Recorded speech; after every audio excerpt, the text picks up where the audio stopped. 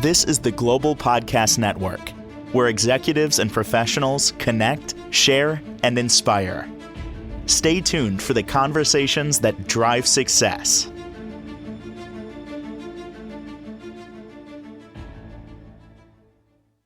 Welcome back to the show. We are so excited to learn all about Walkabout Canine Consulting and really excited to talk to the founder and the owner from Kingsville, Ontario, Canada, Sylvia Koczerzuk, joining us here live today on the show to talk more about the amazing consulting, training, and services she offers for your loved ones. I love dogs. How are you today?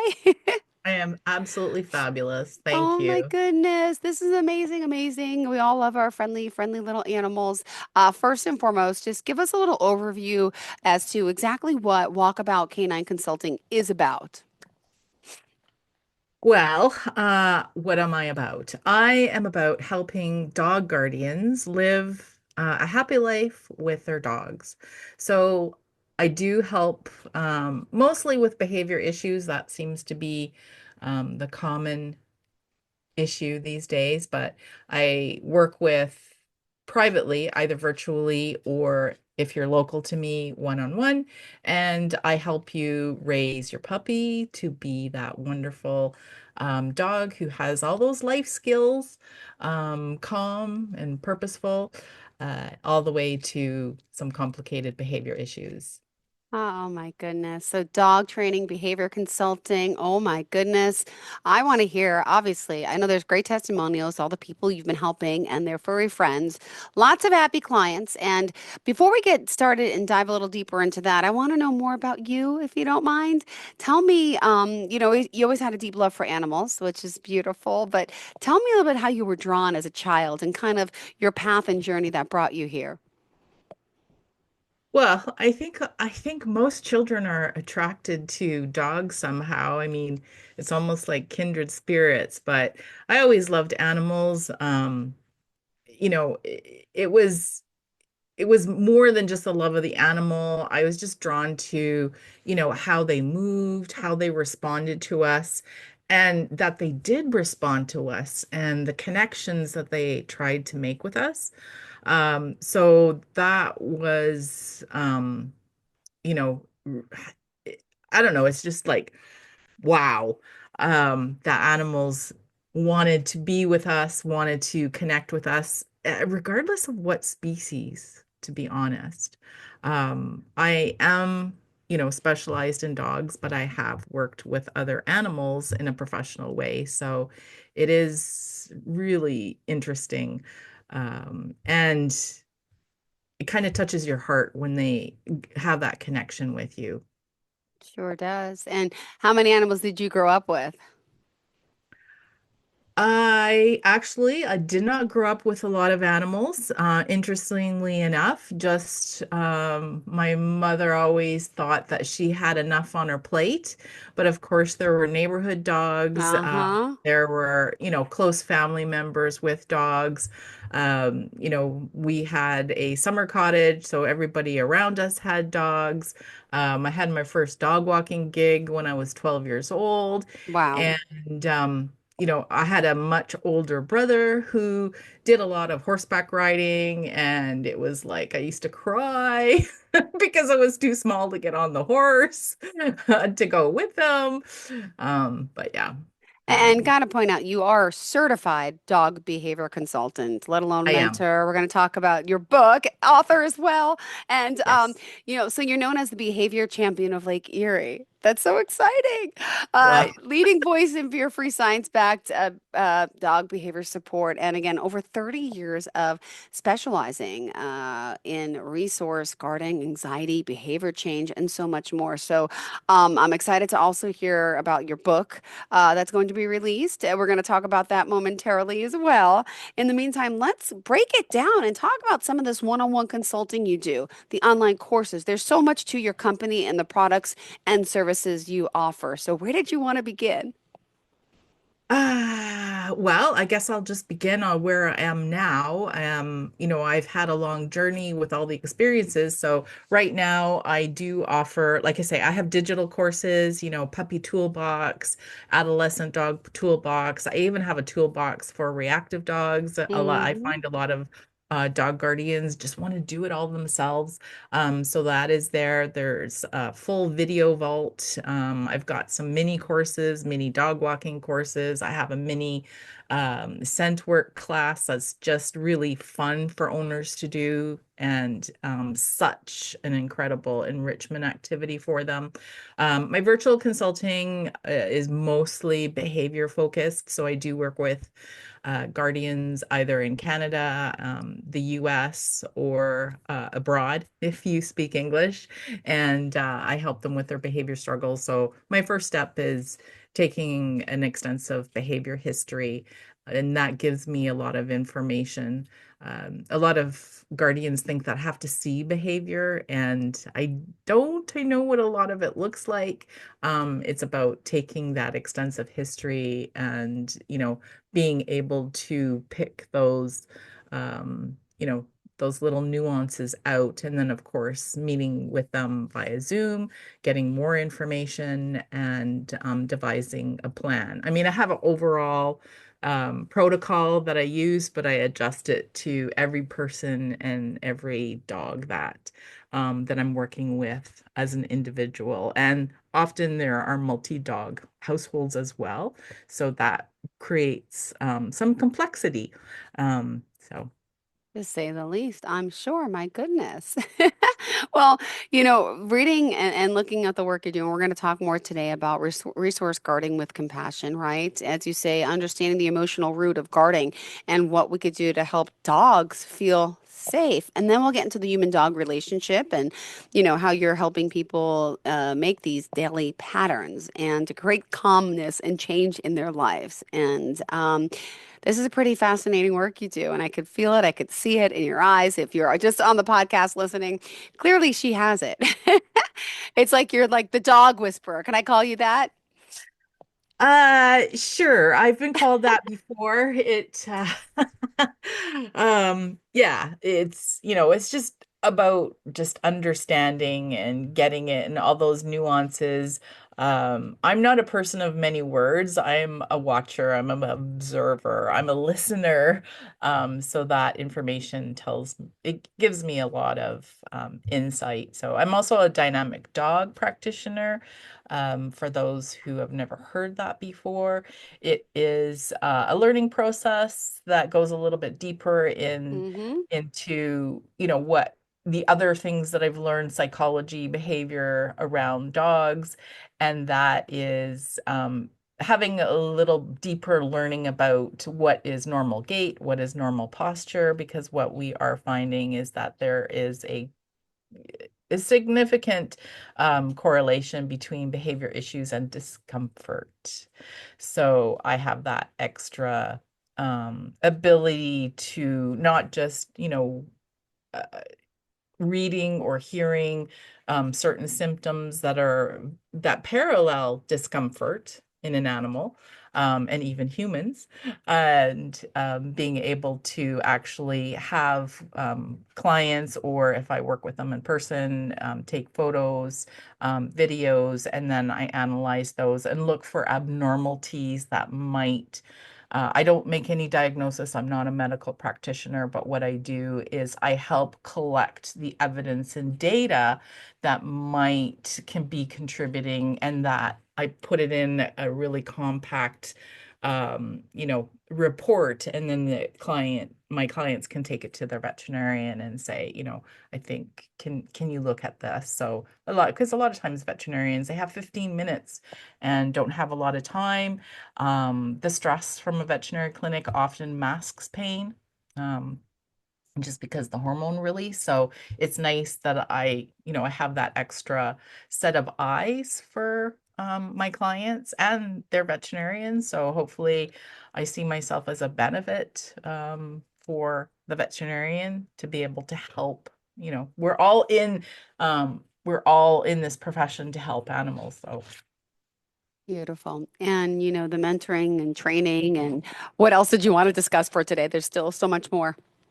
Yeah, I love helping other trainers. I am a faculty advisor with the Victoria Stilwell Academy, and that is well, international dog training school. So I'm part of the team as a faculty advisor. So I'm there to uh, help students if they have a lot of questions as they're going through the material. And then I am that person that does their assessments as they go through that and grade them and mark them. And I help other trainers as well. There's so many groups that we're a part of, and some trainers that get stuck on something and are reaching out. I'm always happy to do that. I have a mentoring program for Yeah. trainers if they want. Newbies, if they're starting to do behavior issues, that's not something that you just start as a new dog Yeah. trainer. That's something that really does come with obviously learning, but it's more than that. It's, the experience and yeah, Hmm. broad spectrum And experience. I mean, there's also so much more to you. You're helping people and animals with separation anxiety. Yeah. What are some of the most common things that the dogs are experiencing? Is anxiety a big one? What are the behavioral issues you're working on? Yeah, essentially, behavior issues are emotional. It's a reaction that the dog is having because they're having an emotional response to something, whether that be the owner leaving, they don't have, believe it or not, a secure attachment Yeah. and are not feeling safe by being left alone. They're like the resource guarding. I really love that one because I love to pick that one apart. And, for me, that's a symptom. Yeah. And, again, emotional response, it could be so many things. It could be learning, not feeling safe, the unpredictability of things that are happening around a dog. So and I find that a lot of dog guardians, I mean, there's a lot of dog guardians now, especially since COVID, and they love their animals so much and they want to do right by them. And I do find that they are rushing their dogs right now. They're rushing their puppies and Ah, they're just expecting them to be all ready to go in such a short amount of time. So when you think about it, I mean, we go to school till we're what, 18 and then postgraduate. So I like to break that down for clients about, it's like the grade school approach. So your dog can't be in college if they haven't finished high school. Um, but hopefully that explains it in a, oh my in goodness. in a good way. But yeah, It does. for me, Oh, go it ahead. for me, it's all about, the dog's it's an emotional response, and I think that's a really important message for dog guardians to understand is that, dogs aren't, trying or wanting to be bad. They're not wanting to dominate. That's, a myth that was debunked a very long time ago. Dogs really want to be a part of us. I mean, they evolved around humans, so they love being with us. There's actually studies showing that we are their preferable, species. So it's about responses that they are struggling with. Some dogs are just not a confident. They're more pessimistic, and we want to always look at growing their confidence, and creating that trust and feeling of safety. It's not that maybe they don't love or like being with their dog guardian, Mm-hmm. but it might be that things are just not predictable for them. I mean, all creatures love predictability. It makes us feel good. I mean, once our routine is off, we're like, whoa. So, Exactly. Oh yeah. my goodness. And then, so you got your start though. Tell me a little bit about how you got your start. I know it's more towards the end of the notes, but I'm curious about this. Yeah, so my background, I actually went to college for business admin, and Uh-huh. I got my husband's work allowed us, I'll say, the opportunity to move a lot, which isn't always easy for the spouse. Hmm. But I got a job as an office manager in an animal hospital and helping the front end as well. I had an opportunity to work with a really forward-thinking veterinarian at that time. This was in the late 80s. And there really wasn't a lot of places to learn about training and Mm-hmm. behavior. He basically, I know when I first started, he took me, his office was in the back, and we went to the office, and he goes, "There's all my books. You can read whatever book you want." And it's like, okay.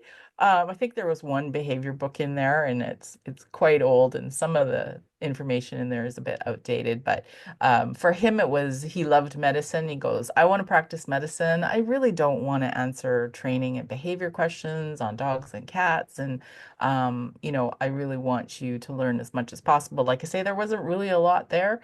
And he did give me an opportunity to go for continuing education. I previously to that, I had a bit of a mentor who identified that I had a natural ability, and suggested that I start going down that path as well. So that's how it Awesome. started. And then we moved, and I had to, okay, what am I going to do now? And it's like really cool. I've started learning all this stuff, and how can I take this and build my own business now? So, And here you are. Oh my mhm. goodness, helping so many. This is exciting. We're still here talking, if you are just tuning in, with Walkabout Canine Consulting and really the work you're doing. And you're advocating, for so many animals and pet owners out there as well. And what else about the work you're doing did you want to make sure we share today for our first show? Since there's a lot. I don't know if we have Yeah, time, right? there is a lot. Like I say, I do have, I've learned from every animal and every person that I've interacted with. I mean, I have another mentor that says, you can be as book smart as you think. I mean, that's a great foundation, but there's nothing like hands-on. And, I did initially, I was doing puppy classes and regular classes. I dabbled a little bit in grooming. I love to learn everything that surrounded about the care of dogs. And I did dog walking, I did pet sitting, and I worked volunteering in shelter. I volunteered for a uh, farm sanctuary for a number of years. So I learned a lot there as well, because I wasn't working with dogs. I was working with ponies. I was working with goats. I was working with some pigs and alpacas. So just trying to give them some enrichment. There were a few behavior issues in some of the animals. So working with those, great opportunities, helping out rescues. I was behavior manager of sort of a medium-sized shelter at one point. So, you know, you're always learning. Every experience is a learning opportunity. So I'm not sure. Yeah, so for me, it's about just being able to instill that empathy and compassion for guardians that are working with their dogs, and trying to show them there are positive ways that we Yeah. can work with our animals instead of reaching for tools.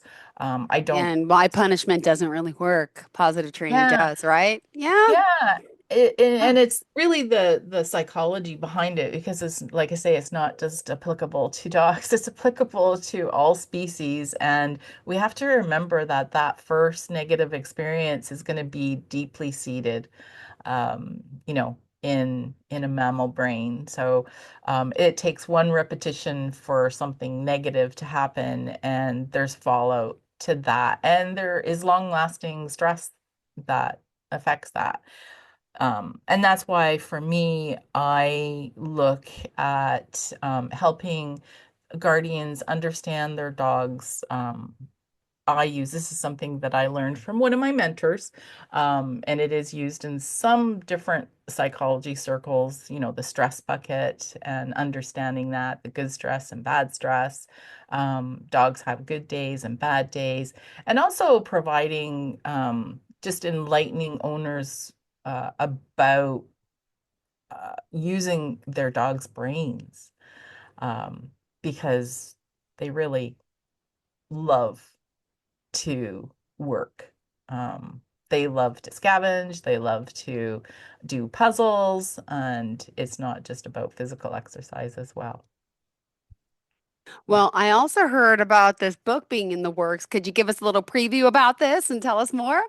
Yeah, it's actually was released on Kindle on this past Monday. Yay, congratulations. Yeah, thanks. So I'm, yeah, just waiting for the hard copy to be printed and put out there. So yeah, I just saw a need, with resource guarding. It was a behavior that I was seeing pop up a lot in the last years. And because I've been in the industry for a long time, I've seen the trends of behaviors, seen the trends of just how the business is going.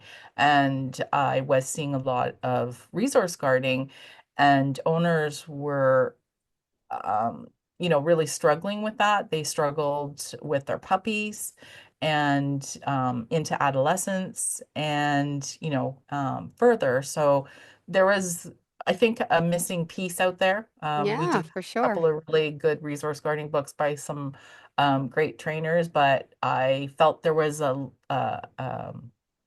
hole there. So explaining what resource guarding is, how we can think of it in a different way, what guardians should be looking at, because resource guarding really is a symptom of stress, could be a learned behavior, and could be just, stresses that are happening either within the home or multi-dog households, and just breaking it down for guardians to understand with compassion, and also providing some behavior modification applications. So the book isn't meant for the severe resource guarders that are, actually doing damage. That's where you absolutely want to call in a professional or even work with a veterinary behaviorist. And but like I say, this is a common behavior issue that I've seen really on the rise the last 10, 15 years. So it's a great book for owners, guardians, to learn a little bit more about it. I've been sharing it in some of the dog training groups, so some of the newbie trainers are quite interested in reading it as well, because it's uh, it's not necessarily a protocol. It is more about, these are exercises that you can do to change your dog's emotion, to Uh-oh. change predictability, to create, change the emotion around the resource guarding. So Beautiful. Well, thank you so much. Exciting that we can pick this up. You said it's available on Kindle currently, right?